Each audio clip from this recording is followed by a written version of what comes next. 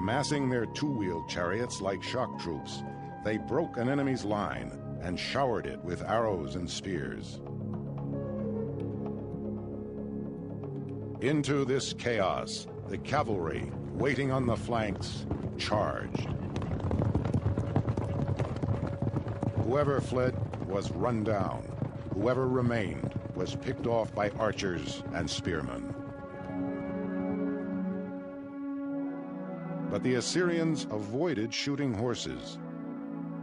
So important were they that the king appointed officials to oversee their capture, mostly taken from northern Iran.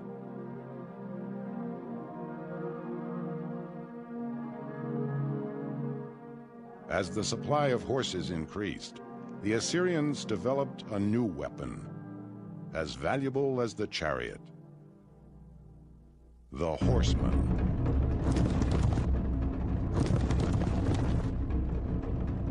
At first, he was merely a cheaper version of the charioteer, two men manning two horses. One steered and held a shield, while the other used his bow.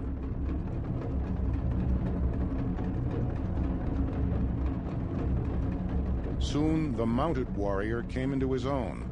Mobility matched with speed, matched with firepower. Against such a foe, the Judean king Hezekiah dared not risk battle.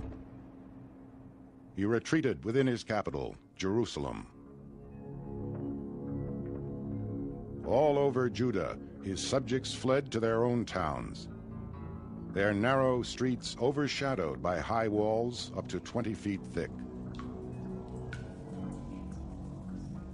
To withstand the siege that would surely come, Hezekiah dug an underground channel to bring water into Jerusalem. Where the Assyrians could not send their army, they dispatched terror.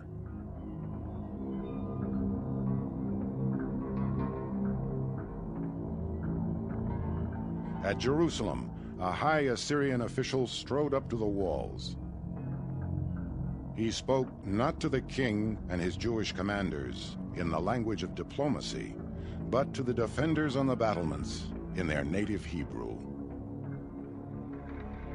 I am talking to the people on the wall, who will have to eat their excrement and drink their urine.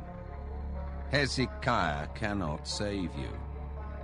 And do not let him persuade you to rely on the Lord. The Emperor of Assyria commands you to surrender. While he delivered this threat, the promise of doom was being fulfilled 30 miles to the south, at the town of Lachish.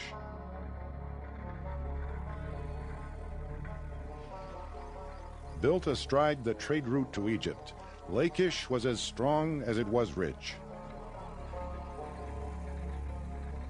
Behind its steep slopes and high walls, its defenders were confident of holding out.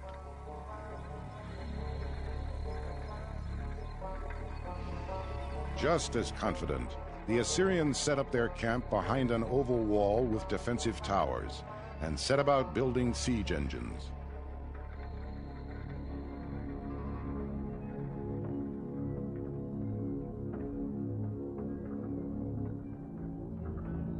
The wooden walls would protect the soldiers inside as they manned an iron battering ram. With it, they would pound the weakest point in the city's walls. Lachish's weak point was its gates. To approach them, the Assyrians first had to erect earthen ramparts covered with timber. Over these, the siege engines were slowly wheeled. The king marshaled his forces. Stone slingers at the rear, then the archers protected by their tall shields. At the very front, the spear carriers who would storm the walls. Together, they advanced, safe behind their huge siege engines.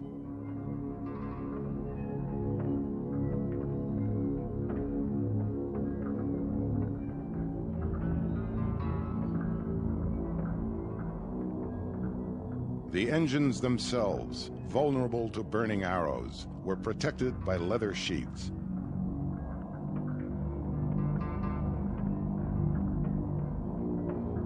A soldier holding a huge ladle would douse any fire that broke out.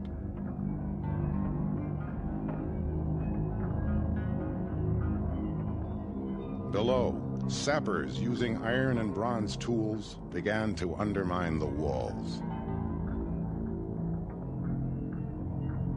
Above, other soldiers mounted ladders to scale them. No army had so perfected the art of siege. Such an onslaught could not be withstood.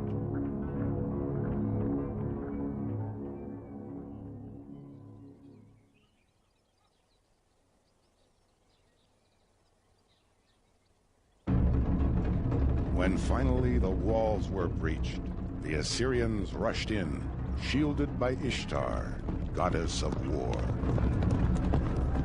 Thy face shall not turn green, thy feet shall not tire, thy strength shall not fail thee in the heat of battle. Ishtar spoke the truth, but the carnage was unspeakable.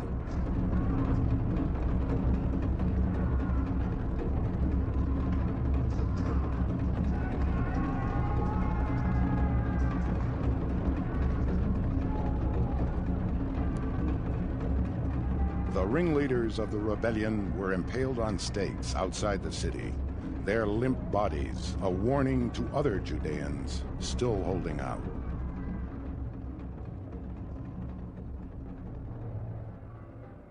King Sennacherib rewarded his soldiers with their share of quivers, daggers, bows, furniture, and goblets. Not all tasted the fruits of victory.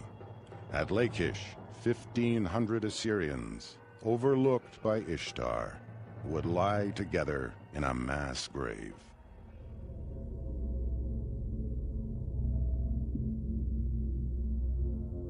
Meanwhile, King Sennacherib made good his losses and counted his spoils. 200,000 people, great and small, male and female. Horses, mules, camels, asses, cattle and sheep, without number.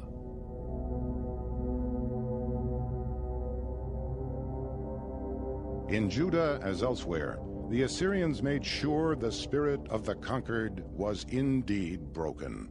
They uprooted their subjects by the hundreds of thousands and carried them off into bondage in Assyria.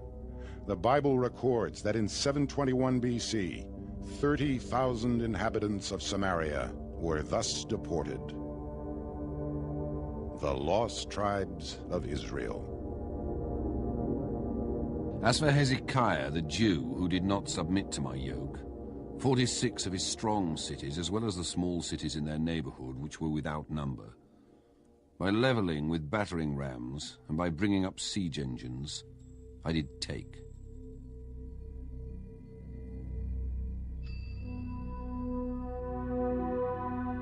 In the 50 years after the subjugation of Judah, Assyria pushed its borders to their farthest.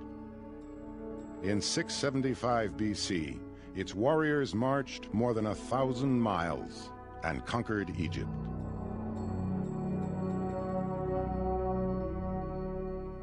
Assyria had reached its most glorious height. In its cities, peopled by merchants, craftsmen, artists, and scholars, civilization flourished as it never had. But the Assyrians had overreached. The empire now spanned the whole of the Middle East. Instead of governing its subjects, Assyria terrorized them.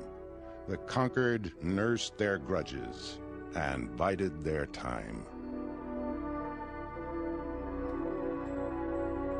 In 612 BC, Assyria's greatest enemies united and marched on Nineveh. The great city was sacked. A society 1,000 years old collapsed, and its empire vanished. Fittingly, Assyria would suffer yet one more outrage. Its epitaph would be written by one of its own victims, the prophet Nahum.